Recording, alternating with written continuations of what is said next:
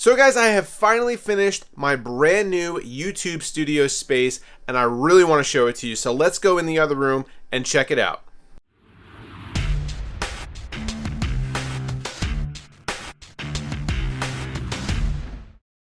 So when I made the switch for my content a couple weeks ago where I was going to be doing mainly builds on the channel, I told you guys that I'm going to be releasing one video a week, and this video clearly breaks that trend.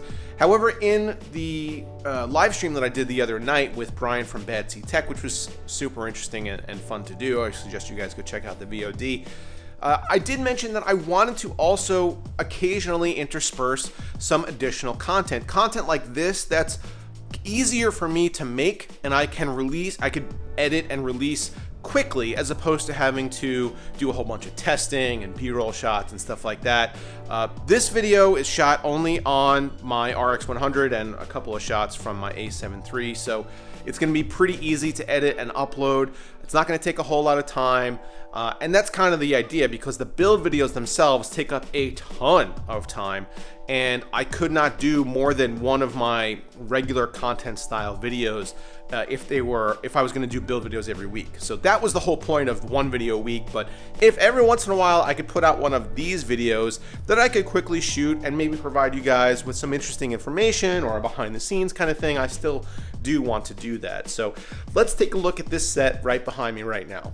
Might as well start with a quick tour of my basement, which is where all of my office stuff sits. And just keep in mind, I just finished it, so there's some like stuff that needs to be taken care of, like that styrofoam and whatnot. So over here on this side, this is my office. You guys probably are familiar with this area already, but this is where I used to film everything that you saw on the channel. You could see that the nanoleaf panels did not take kindly to being taken off the wall despite being attached with command strips. Tried to fix that. I have to sand this stuff down and paint, but at least the holes are patched right now. And right now this is where I have my workout gear. So this stuff used to be upstairs, and now it is over on this side of the basement. That side of the basement over there used to be like an entertaining space. So it used to have like couches, and there's a TV in the corner that's still there. But one of the couches we moved over here, the other ones are upstairs. So I still have a nice casting couch down here, which is always fun. But this is what you guys probably came to see. This is the new set. This is the new studio space. And although it looks maybe a little cramped, I can assure you that it provides much more depth and space and functionality than the set before it. So let's talk about why. First of all, I'm able to keep all of the power on the ceiling. So I'm lucky enough that there was a plug on the ceiling. This is, I guess, for a projector or something. So I wired up I guess a power strip, and I fixed it to the ceiling, and now I have it distributing power to my lights. So you can see that one goes this way and then down to this LED panel. And I tried to cable manage the wiring so that it comes down. That's a baby plate, a grip head, and then an extension rod. And I tried to keep it all as neat as possible, but I did the same thing on this side with this panel. So maybe I need another one of these cable covers, but you could see that it comes right down nice and neat to this panel. I have diffusers on these panels because otherwise they create quite the shadow of my bald head on the back wall. But these are adjustable LED panels. You could, adjust the intensity as you see fit, and they're also, you could power them with batteries if you really want to, but I was able to plug these in and keep all the wiring and whatnot off the floor. So one of the benefits of hanging from the ceiling is that no longer do I have to have lighting stands. I used to have C stands for both of these lights, and correspondingly, because everything was on the floor, there was wiring all over the floor. So now, no C stands, there's no C stands here or here, no wiring on the floor with the exception of my microphone wire. And everything is attached to the ceiling. And then I have a third light that we'll get to in a second that is pointed at that back wall. Now my camera setup is still kind of in the middle of everything, but this is my A-roll camera and my B camera. So you can see that right now I have them plugged up to USB power, but again, although this one isn't long enough to be able to do this, The other USB cable is still as tidily as I can cable managed up that extension rod. So these cameras, the 8 cams basically stays there. For those of you who don't know, I shoot on Sony a7 IIIs. That one has a Tamron 28-75 f2.8, and that one has a 24-70 Sony G Master f2.8.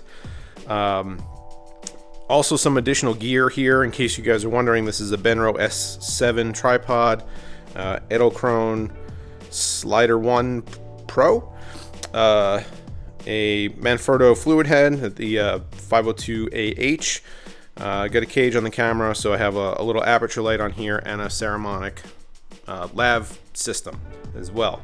And on this camera, we have a Feel World monitor and a teleprompter setup. So some of my videos are scripted, and this is how I do it. But when I turn the camera on, you can see how it looks. I'll turn the monitor on as well, so we go around. But that is the view that you get from the camera here, because I have the nice blue accent lighting on the wall. Now this light up here, this is a new light. This is the Nanlite Forza 60, and I have it right now set up with a blue gel, which is easily changeable. I have a whole bunch of different colors, but right now I have it set up to be blue. So the background is going to be blue, and I moved the YouTube plaque off to the side so that when I sit in the middle, you could still see this in the corner. And I'll show you guys what that looks like in a second. I have monitors here. There's one monitor there and one monitor there. This monitor is for the capture system that sits down below. This monitor is for any systems that I build. So this is going to be like the test monitor. And the reason that they're on the floor and not sitting on the table is when I have them on the table and I have this lighting setup going, I get some crazy shadows, and we don't want that. So I think it's going to look better and cleaner if we just leave it like this. Also over here, we have a cat. That's Atari. Clearly not interested in being on camera. But there's a C-stand in the corner, and that's for overhead shots. So I have that set up with a quick disconnect plate, and quickly clip a camera on there if I ever want to do any kind of like disassembly or anything like that. Now on this table, I have two peripheral setups. This one is for the capture system. This one is for whatever system I'm building. And I have a jumble of cables here. These cables all plug in to whatever system I've built for the weekly build. So you have power, you have all the peripherals, you have Ethernet. So I could quickly plug up and start testing whatever new system I build just by plugging in all these cables. I don't have to worry about routing all the wiring and whatnot. I also have the remote for the Nanlite. This can adjust intensity and whatever else, and screwdriver and thumb drive. Now down below, I built this so that I could store the capture system off the floor. I have an Asus AI mesh router that ties into the rest of my network. Some blue shop towels. These are little display stands, and then I have like a compressed air gun. Now, yeah, cable management is not the best right now. I would say that I'm going to fix it, but to be honest, I don't know if I'm going to. I don't know. I'm kind of happy with the way it is right now, to be honest.